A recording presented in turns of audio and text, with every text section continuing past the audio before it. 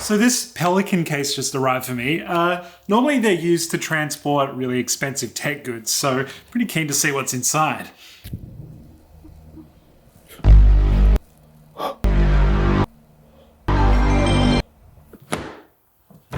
I thought they were a myth. It has been almost 8 months since the PS5 released to the world, and it is still an incredibly hard console to get a hold of. I've managed to secure one on loan so I could do this review, and I've got to admit, I've been putting every spare moment I have into this thing. And no, it's not because I feel compelled to, because I have to review it. It's because it's freaking awesome. I would not recommend anyone actually buy this just yet though. G'day, you're watching Tech Finder. If you're looking for a PS5 to buy, there may be some available at the links that we've left in the description. Also, if you enjoyed the video, please consider subscribing. We have plenty more tech and gaming reviews and comparisons coming out every week. Alright, it's time to get this beast on the TV cabinet. The PS5 is so big and the design is so loud, you cannot ignore it. If you bring one of these home, it's not something that you tuck away in the TV cabinet. It's a statement piece, and you're kind of obligated to display it. It's like this enormous glowing shrine to the peak of humanity's gaming innovation, and it bellows that at you across the lounge room. I am here to bring you the best gaming experience you've ever experienced. Because of its over-enthusiastic shape and unnecessary flaps, you may have a bit of trouble attempting to fit it in your TV setup or stack anything on top of it, which I think is a huge miss.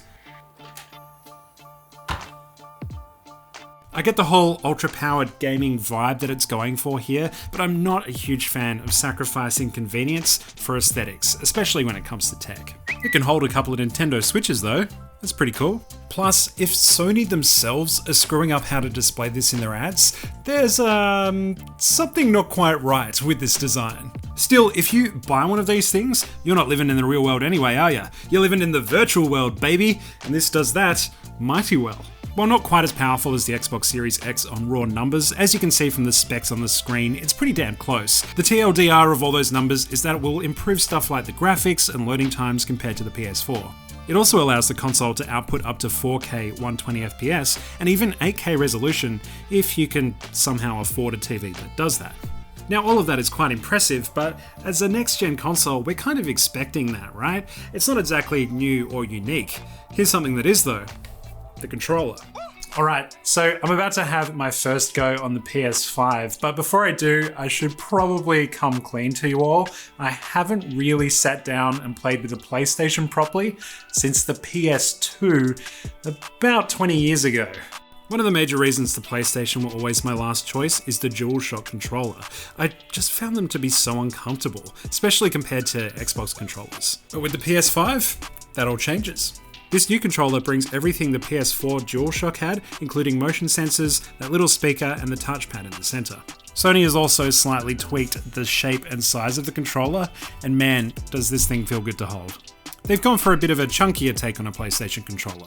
The lightly textured grips are a bit thicker and rounder than in the past, and the controller is overall slightly heavier than you'd expect, making it feel like a quality bit of kit that'll last the whole console's lifespan. Alright, first up I'm going to fire up Astro's Playroom and see what this can do. Astro's Playroom is a free game that comes with the PS5, which is cool, and it's meant to show off all the cool things that the new controller can do. The headlining new feature is the adaptive triggers, which essentially change how they feel to press based on feedback from the game. So I've just come to a rock climbing section where you use the left and right triggers to climb like this. They've been soft pretty much the whole game, and now all of a sudden when I grab onto a rock, the triggers actually have adapted and gotten hard, so they're like a lot harder to press now, which is really cool. The controller also has something called haptic feedback.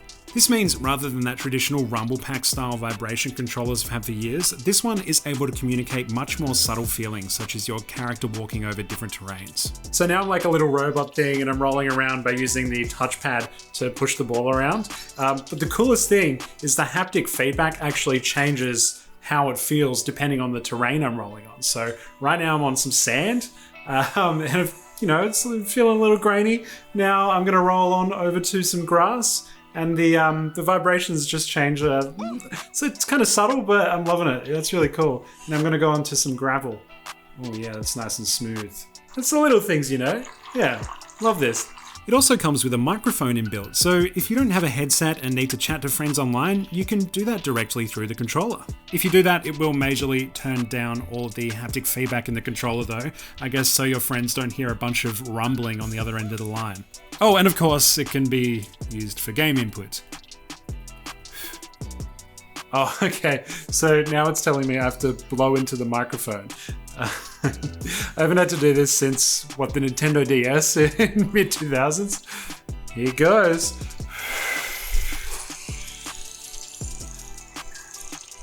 Gaming. You can also mute the microphone with this dedicated button, which is always a nice touch on tech. So besides the dumb blowing into the controller type stuff, which does need to stay in the mid-2000s, I think this controller is so cool. With my first go of Astro's Playroom at least, I feel like I'm actually experiencing something new for consoles, which is pretty rare these days. Yeah, this controller is sick.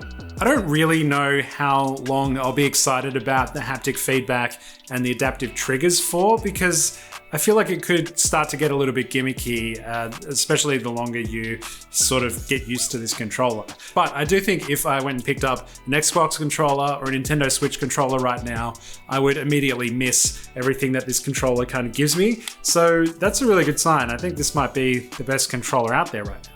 As I transitioned into playing Ratchet & Clank Rift Apart, which is a fully fleshed out PS5 title, my excitement for the controller faded away a fair bit because all of those new features just aren't as front and center. But then I got excited about something else. Holy shit, look at this game. It's gorgeous. Oh, am I meant to be playing? Oh, far out. That's ridiculous. It actually took me a bit of time to realize why I was having so much fun on this console, but it's actually just because of how smooth everything is. There were no loading screens whatsoever, not a single frame drop, and the action was a smooth 4K 60 FPS the whole time. And it achieved all of this with very little noise out of the fans as well. I can't stop smiling when I play this game. It's just dumb, silly fun, and it's all benefited by just how gorgeous and bright and vibrant everything is. Yeah, good job PS5. Also, if you want to see a review of Ratchet & Clank Rift Apart, I will be reviewing that very soon on this channel, so hit subscribe if you want to know my thoughts on this game. Spoiler, I like it a lot. The PS5 is backwards compatible with most PS4 games too, and you can access 20 of the best by using their PS Plus subscription service. It will also read PS4 discs, but won't play anything from the PS3 back. When I was playing these PS4 games, while I don't have any PS4 experience to compare it with, I did notice just how smoothly everything was running and how quickly everything was loading. The PS5 also has something called Game Boost for PS4 titles, which, depending on the game again, can increase stuff like resolutions and frame rates. This actually makes the PS5 an incredible purchase for people like me who have a whole decade worth of Sony exclusives to catch up on. With this controller, access to 20 of the best games for a low monthly fee, and all of those performance increases, it's just the best platform for all of those games right now. But besides that potential reason to buy one, I'm actually finding it pretty hard to want to recommend this to anybody else, at least right now, and there's a few good reasons for that. The first is cost. The PS5 is a pretty expensive console, but it won't just cost you that initial $750, or whatever obscene amount you paid a scalper. Many people may not realise when they buy a PS5 that their TV just straight up doesn't make use of most of its specs. Here are a few examples of what the PS5 can do, and what kind of TV you'll need to achieve it. Does your TV do that stuff, or will you need to purchase a new one? And then you also need to buy games, and the exclusives, the reason you buy a PS5, are around 125 Australian dollars each. Now, I loved Ratchet & Clank, but I would not pay $125 to play that game. That's almost 2 full-priced Nintendo Switch games, or about a full year of Xbox Game Pass, and that comes with over 100 games, many of which are Microsoft's brand new exclusives. $125 for one title is a pretty hard ask in a world full of subscription services and free-to-play games. I'm not saying we shouldn't have to pay for quality video games, by the way. They take a lot of time to make, and they're made by a lot of hard-working people. I just can't see how anyone would recommend a single PS5 title over an entire year's worth of Xbox Game Pass. Sony just have to adapt here somehow. Second, those exclusives are still pretty few and far between. A lot of the big exclusives like God of War and Horizon Forbidden West are still coming to the PS4, so if you already have one, you're still able to play most new games over the next couple of years without investing in an entirely new console. Unless these PS5 versions are releasing with way better graphics and loading times, or maybe must-see takes on the controller, then there's just not that much point in upgrading it. We're 8 months into this console's run, so big Sony fans or video game fans who just buy everything probably already have one of these, or at least one coming. And hey, more power to them. This is a really cool console with an incredible controller, and in a couple of years, if they can compete with Microsoft on price and have a couple of exclusives under their belt, I really think this will be the console to have. Right now though, I would just sit back and enjoy the previous generation of consoles, at least for just a little bit longer. Also, I think I worked out how they actually designed this thing. Check it out.